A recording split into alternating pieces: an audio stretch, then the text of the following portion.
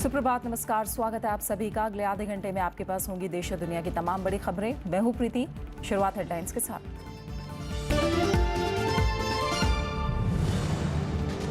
गुजरात से राज्यसभा की 3 सीटों पर मतदान आज। बीजेपी और कांग्रेस जीत को लेकर आश्वस्त। एनसीपी के 2 विधायकों के वोट पर नजर।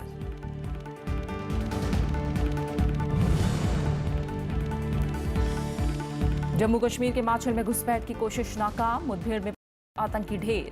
पुलवामा में लश्कर आतंकी मारा गया।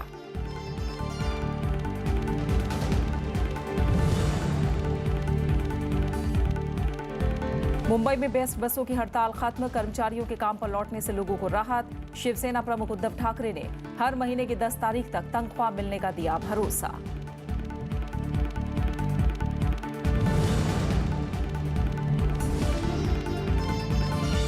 नोटबंदी के बाद बड़ी तादाद में नए करदाता आए सामने।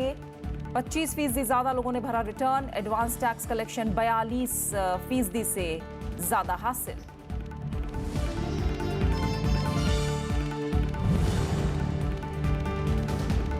और उत्तर कोरिया ने ठुकराया दक्षिण कोरिया से बातचीत का प्रस्ताव। अमेरिका की परमाणु कार्यक्रम रोकने की चेतावनी। जर्मनी ने कहा सैन्य कार्रवाई विकल्प नहीं। गुजरात से राज्यसभा की 3 सीटों के लिए आज वोट डाले जाएंगे। ये चुनाव पिछले कुछ दिनों से काफी रोमांचक हो गया है। कांग्रेस ने पार्टी के वरिष्ठ नेता अहमद पटेल को उम्मीदवार बनाया है, लेकिन पार्टी नेता शंकर सिंह वाघेला की नाराजगी ने उनकी जीत को मुश्किल बना दिया है। इसके अलावा बीजेपी ने गुजरात से पार्टी अध्यक्ष अमित शाह और केंद्रीय मंत्री स्मृति ईरानी को भी चुनाव मैदान में उतारा है। 182 सदस्यों वाली गुजरात विधानसभा से राज्यसभा की 3 सीटों के लिए आज वोट डाले जाने हैं। इस मतदान पर देश के तमाम राजनीतिक दल नजर बनाए हुए हैं। कांग्रेस उम्मीदवार अहमद पटेल ने बेंगलुरु से लौटे पार्टी विधायकों से सोमवार को मुलाकात की और अपनी जीत का भरोसा जताया। इसके अलावा पार्टी को उम्मीद है कि अन्य सहयोगी दल वोटिंग में अहमद पटेल का साथ देंगे। लेकिन वोटिंग से पहले एनसीपी की तरफ से आए बयानों ने कांग्रेस में हलचल बढ़ा दी है। एनसीपी विधायक कांधल जडेजा के मुताबिक पार्टी ने कांग्रेस का साथ छोड़कर बीजेपी उम्मीदवार बलवंत सिंह राजपूत के लिए वोट डालने का फैसला किया है। गुजरात में एनसीपी के 2 विधायक हैं, जिनमें दूसरे जयंत पटेल हैं। लेकिन इस बयान के उलट पार्टी प्रमुख की बेटी और एनसीपी नेता सुप्रिया सुले ने कांग्रेस का साथ दिए जाने की बात कही है। दूसरी तरफ बीजेपी अपने तीनों उम्मीदवारों की जीत को लेकर आश्वस्त है। पार्टी के प्रदेश प्रभारी भूपेंद्र यादव ने दावा किया है कि बीजेपी उम्मीदवारों को जीत के लिए जितने वोट चाहिए, पार्टी को उससे 3 वोट ज्यादा मिलेंगे। गुजरात में करीब 2 दशक के बाद राज्यसभा चुनाव के लिए मतदान हो रहा है। इससे पहले बड़े राजनीतिक दलों के नेता यहां निर्विरोध निर्वाचित होते रहे हैं, लेकिन इस बार संसद के लिए 5वीं बार किस्मत आजमा रहे कांग्रेस उम्मीदवार अहमद पटेल के सामने बीजेपी ने मुश्किलें खड़ी कर दी हैं।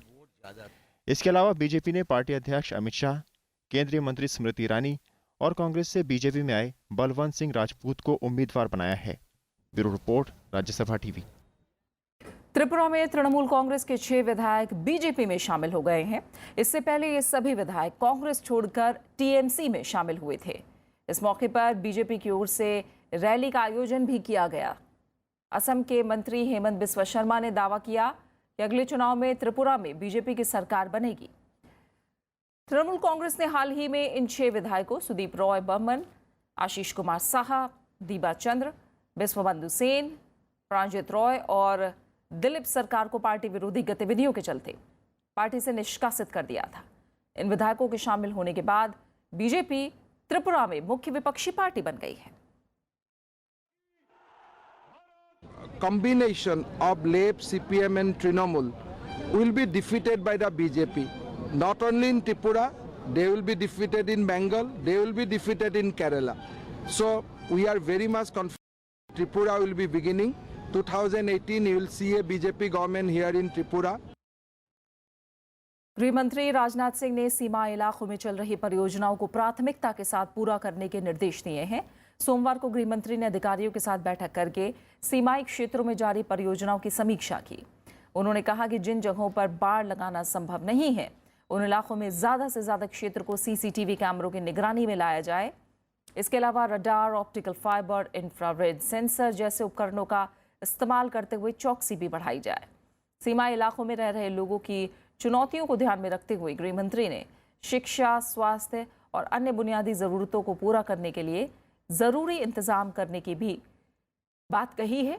सीमा सड़क परियोजनाओं और समेकित जांच चौकियों से जुड़ी परियोजनाओं की समीक्षा बैठक में गृह राज्य मंत्री किरेन रिजिजू भी मौजूद थे। जम्मू कश्मीर के माचल सेक्टर में सुरक्षा बलों ने कल घुसपैठ की बड़ी कोशिश को नाकाम कर दिया। मुठभेड़ में 5 आतंकवादी मारे गए। पुलवामा में सेना ने लश्कर के आतंकी उमर को मार गिराया है। वहीं नौशेरा में पाकिस्तान की ओर से एक बार फिर संघर्ष विराम का उल्लंघन किया गया। पाकिस्तान ने एक बार फिर राजौरी के नौशेरा सेक्टर में संघर्ष विराम का उल्लंघन किया है। जिला प्रशासन के मुताबिक बीती रात से सीमा पार से गोलीबारी की गई है, जिसका भारतीय सेना ने करारा जवाब दिया है। इससे पहले पाकिस्तान ने 31 जुलाई को राजौरी के कालसिया इलाके में सैन्य चौकियों को निशाना बनाया था। सुरक्षा मामलों के जानकारों का कहना है कि गोलीबारी की आड़ में सीमा पार से घुसपैठ की कोशिश कराई जाती है।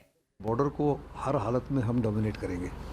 पाकिस्तान की तरफ से बहुत ज़बरदस्त घुसपैठ की कोशिश हो रही है, जिसकी बदौलत 287 सीज़ फायर वायलेशंस हुई हैं।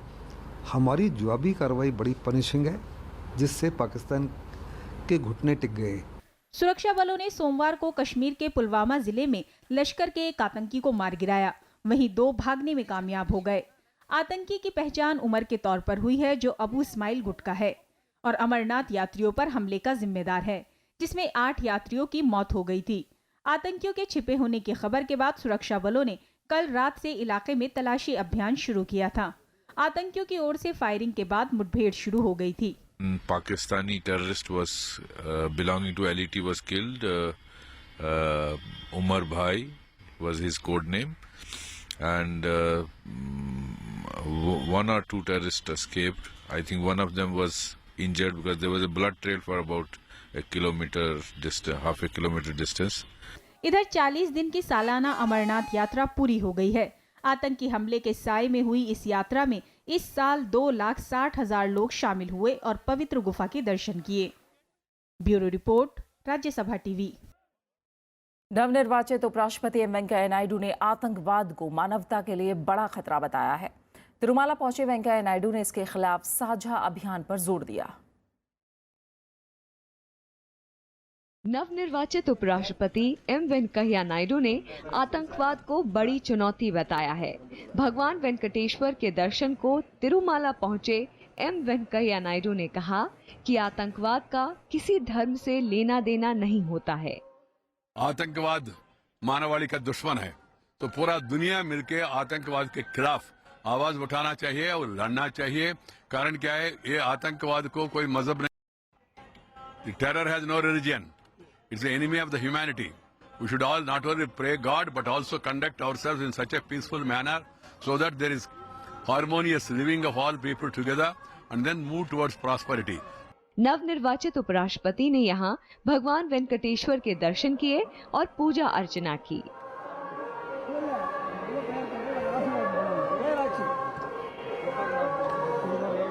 इससे पहले बेंगलुरु में एक सम्मान समारोह को संबोधित करते हुए उन्होंने कहा कि इंडिया का मतलब integrated national development impacting all Indians है। ये इंडिया के लिए मिशन है।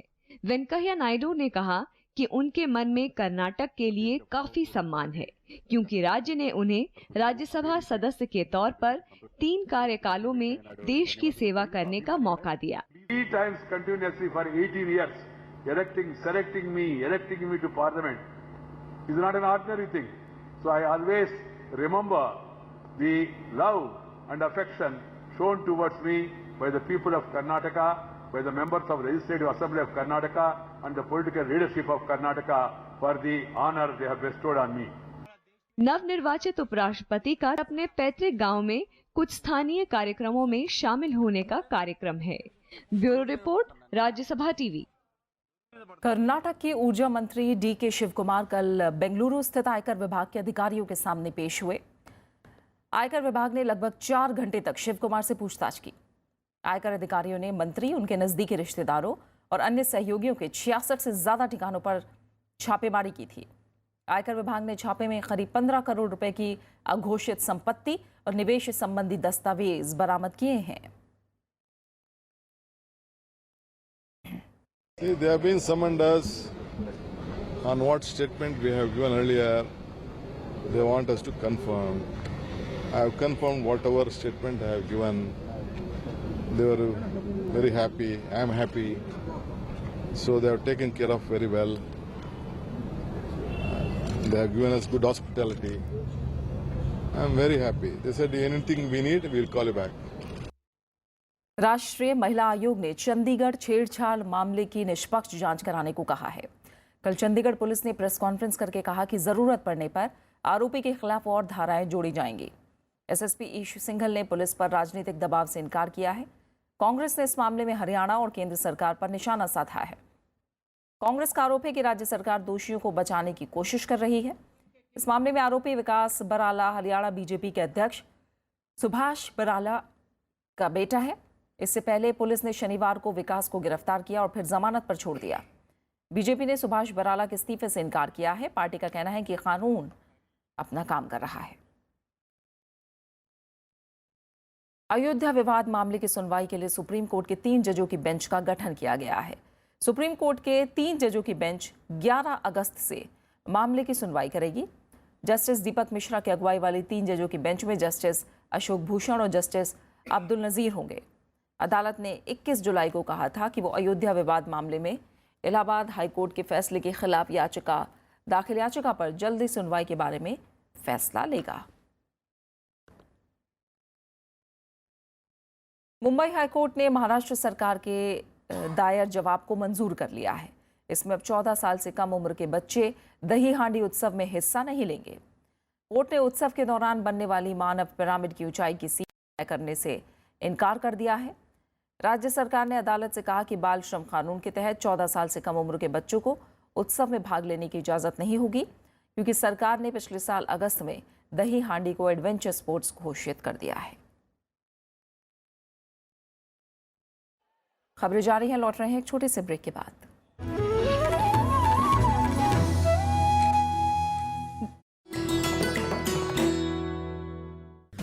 एमसी मैरी कॉम सफलतम भारतीय महिला मुक्केबाज, विश्व चैंपियनशिप में 5 स्वर्ण और 1 रजत, लंदन ओलंपिक्स में कांस्य और एशियन गेम्स में कांस्य पदक विजेता। 5 फीट 2 इंच लंबी मैरी को किया जाता है दुनिया की सफलतम महिला मुक्केबाजों में शुमार। खेलों में वरिष्ठ योगदान के लिए उन्हें मिले हैं पद्म भूषण, अर्जुन अवार्ड और राजीव गांधी खेल रत्न पुरस्कार।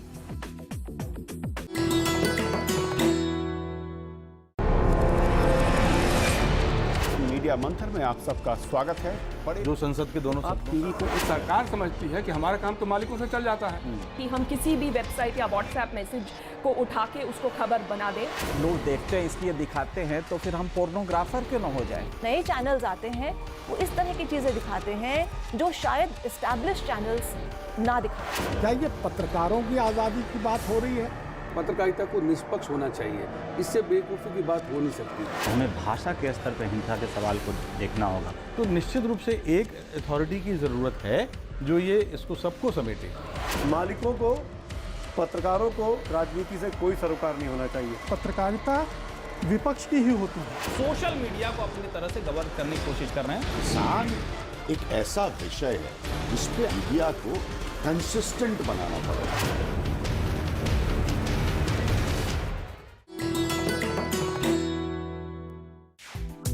विजय लक्ष्मी पंडित संयुक्त राष्ट्र महासभा की पहली महिला अध्यक्ष, देश की पहली महिला कैबिनेट मंत्री, भारतीय संविधान सभा की सदस्य, लोकसभा में फूलपुर सीट की नुमाइंदगी, संयुक्त राष्ट्र मानवाधिकार परिषद में देश का प्रतिनिधित्व। विजय लक्ष्मी पंडित के नाम है उपलब्धियां अनेक। नेहरू परिवार की ये सदस्य है देश की सफलतम राजनीतिज्ञों में से एक।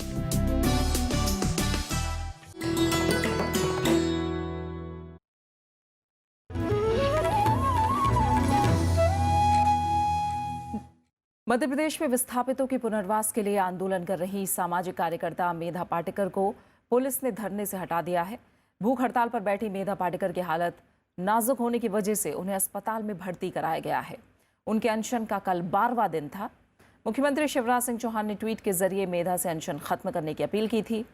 शिवराज सिंह चौहान ने ट्वीट करके कहा है कि सरदार सरोवर बांध के विस्थापितों को बेहतर से बेहतर सुविधा दिलाने के लिए हर मुमकिन कोशिश की जा रही है और ये कोशिशें जारी हैं। विस्थापितों के पुनर्वास के लिए मध्य प्रदेश सरकार ने नर्मदा पंचायत और सुप्रीम कोर्ट के आदेश पालन के साथ 900 करोड़ का अतिरिक्त पैकेज देने का काम किया।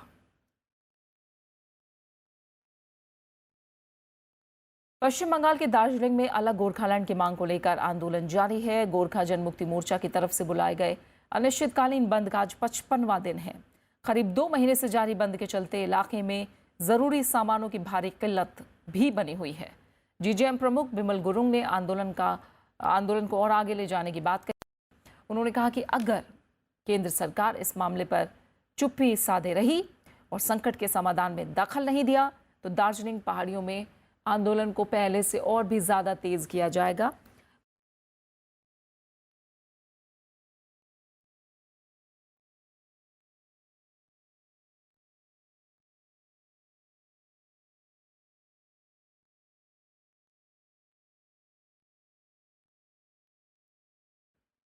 दिल्ली विधानसभा का आज से मॉनसून सत्र शुरू हो रहा है। इसके तहत सदन की कार्यवाही 4 दिन तक चलेगी। इस दौरान दिल्ली सरकार न्यूनतम मजदूरी, दिल्ली संशोधन विधेयक 2015, दिल्ली समयबद्ध सेवा पाने का संशोधन विधेयक 2015 और नेताजी सुभाष प्रौद्योगिकी संस्थान संशोधन विधेयक को फिर पेश करेगी। दिल्ली विधानसभा ने इन 3 विधेयकों समेत कुल 14 विधेयकों को पारित किया था और केंद्र सरकार के पास मंजूरी के लिए भेजा था, लेकिन इन तीनों बिलों पर केंद्र ने आपत्ति दर्ज कराई थी।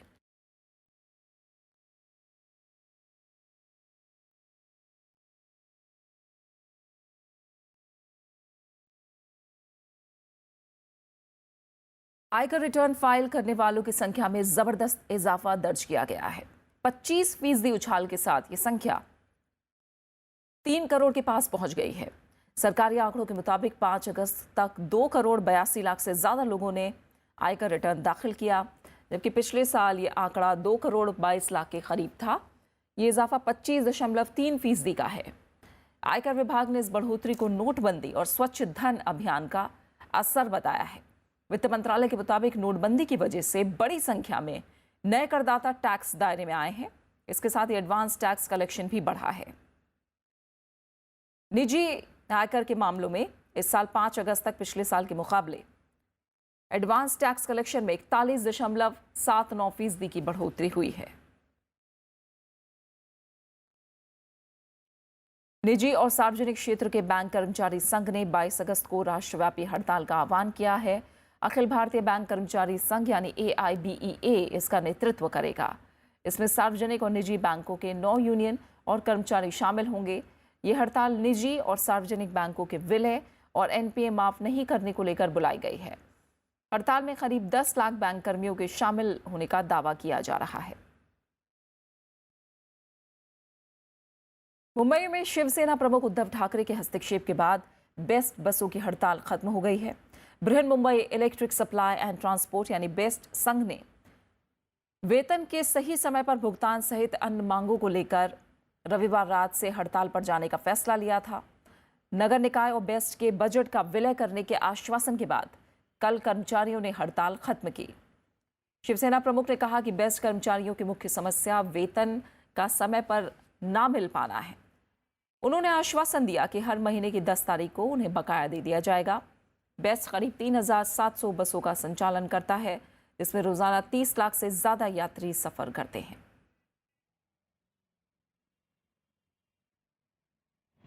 ईरान पर लगे अमेरिकी प्रतिबंध के बीच भारत ने कहा है कि चाबहार बंदरगाह जल्द ही काम करना शुरू कर देगा। सड़क यातायात और जहाजरानी मंत्री नितिन गडकरी की ईरान यात्रा के बाद विदेश मंत्रालय ने कहा है कि अफगानिस्तान को क्षेत्रीय और विश्व के बाजार से जोड़ने के लिए भारत और ईरान मिलकर इस प्रयास में हैं। नितिन गडकरी 2 दिनों की ईरान यात्रा के बाद भारत लौटे हैं। तेहरान में उन्होंने ईरान के नवनिर्वाचित राष्ट्रपति हसन रूहानी के शपथ ग्रहण समारोह में भारत का प्रतिनिधित्व किया। चाबहार बंदरगाह भारत के लिए रणनीतिक रूप से काफी अहम है। यहां से अफगानिस्तान को जोड़ने के लिए सड़क मार्ग का निर्माण हो चुका है।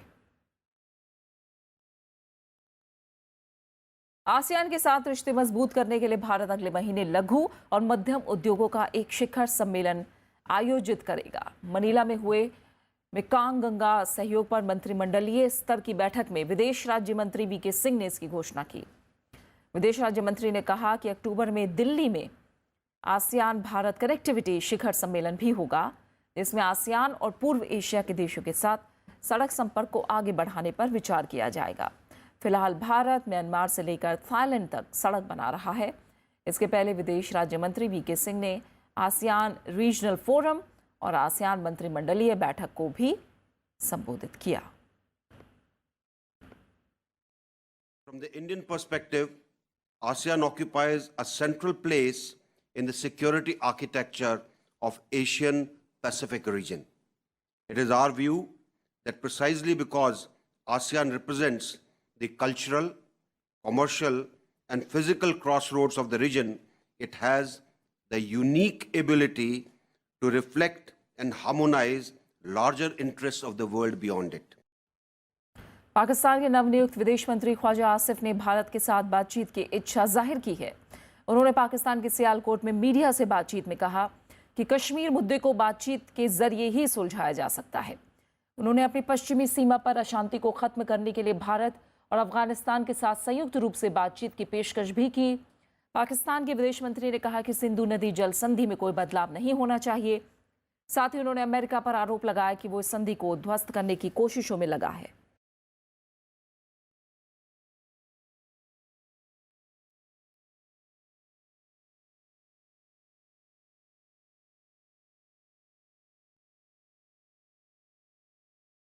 कोरिया प्रायद्वीप में लगातार बढ़ रहे तनाव के बीच दक्षिण कोरिया और उत्तर कोरिया के विदेश मंत्रियों के बीच मनीला में मुलाकात हुई। इस मुलाकात के दौरान दक्षिण कोरिया में तनाव कम करने का प्रस्ताव दिया, जिसे उत्तर कोरिया ने ठुकरा दिया। इस बीच जर्मनी ने कहा कि उत्तर कोरिया पर सैन्य हमला एक गैर जिम्मेदाराना कदम साबित होगा। मनीला में आसियान और अन्य देशों की क्षेत्रीय बैठक में उत्तर कोरिया और दक्षिण कोरिया के विदेश मंत्रियों ने संक्षिप्त मुलाकात की। बैठक में दोनों देशों के बीच तनाव कम करने के तरीकों पर बातचीत हुई।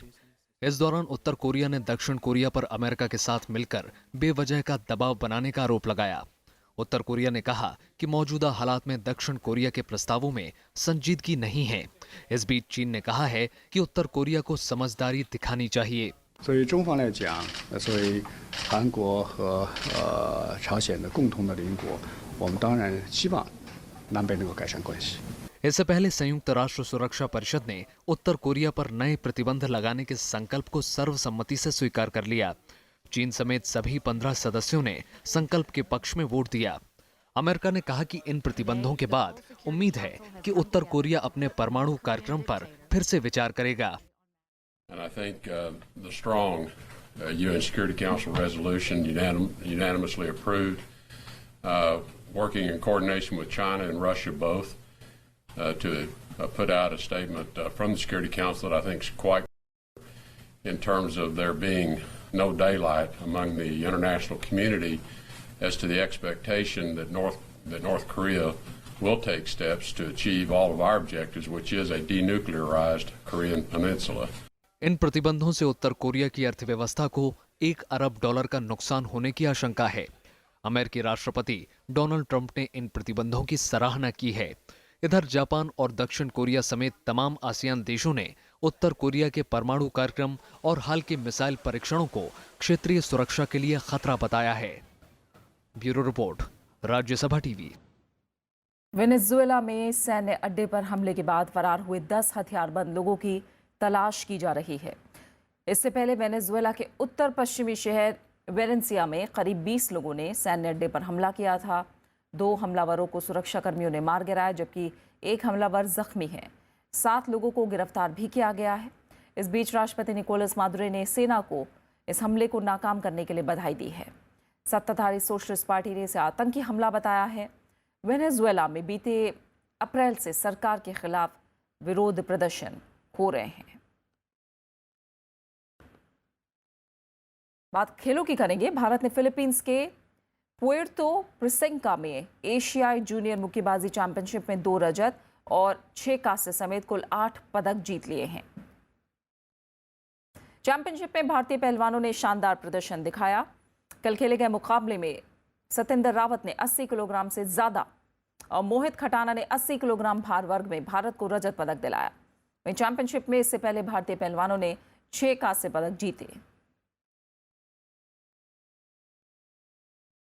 देश की प्रसिद्ध शास्त्रीय संगीत गायिका सिद्धेश्वरी देवी की आज जयंती है। सिद्धेश्वरी देवी ने उस दौर में मान और सम्मान अर्जित किया जब महिलाओं को गाने बजाने के क्षेत्र में अच्छी दृष्टि से नहीं देखा जाता था। ठुमरी गायन में उन्हें निर्विवाद साम्राज्ञी माना जाता है। पद्मश्री पुरस्कार से सम्मानित सिद्धेश्वरी देवी 1908 में वाराणसी में पैदा हुई। उनका बचपन का नाम गोलो था और उन्हें सिद्धेश्वरी देवी नाम प्रख्यात विद्वान और ज्योतिषी पंडित महादेव प्रसाद मिश्र ने दिया। सिद्धेश्वरी देवी को कला क्षेत्र में योगदान के लिए पद्मश्री के अलावा साहित्य कला परिषद, संगीत नाटक अकादमी और केंद्रीय संगीत नाटक अकादमी जैसे कई सम्मान मिले। वहीं आधुनिक हिंदी साहित्य के प्रमुख स्तंभों में से एक भीष्म साहनी की भी आज जयंती है। रावलपिंडी में पैदा हुए भीष्म साहनी ने विभाजन के बाद भारत आकर समाचार पत्रों में लिखना शुरू किया। अंबाला और अमृतसर में अध्यापन के बाद वो दिल्ली विश्वविद्यालय में साहित्य के प्रोफेसर बने। भीष्म साहनी के कई उपन्यास मशहूर हुए, जिनमें तमस, झरोखे, मायादास की मांडी और कुंतो शामिल हैं। भाग्यरेखा और निशाचर भीष्म साहनी के प्रमुख कहानी संग्रह हैं, जबकि कबीरा खड़ा बाजार में उनका मुख्य नाटक है। 1975 में तमस के लिए उन्हें साहित्य अकादमी पुरस्कार मिला, जिस पर अब आखिर में हेडलाइंस पर एक नजर।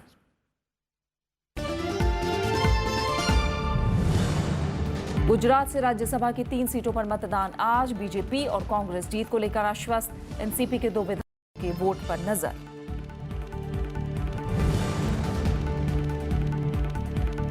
जम्मू कश्मीर के माछिल में घुसपैठ की कोशिश नाकाम। मुठभेड़ में 5 आतंकी ढेर। पुलवामा में लश्कर आतंकी मारा गया।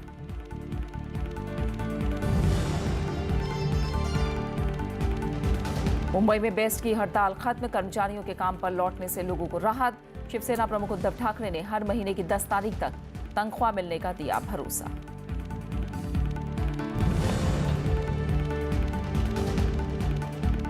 नोटबंदी के बाद बड़ी तादाद में नए करदाता आए सामने। 25% से ज्यादा लोगों ने भरा रिटर्न। एडवांस टैक्स कलेक्शन 42% ज्यादा हासिल।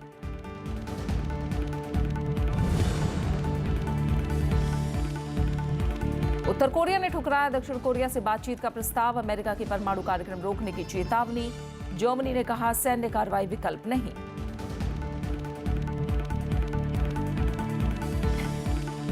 फिलहाल इस बुलेटिन में इतना ही। आगे आप देश देशांतर। नमस्कार।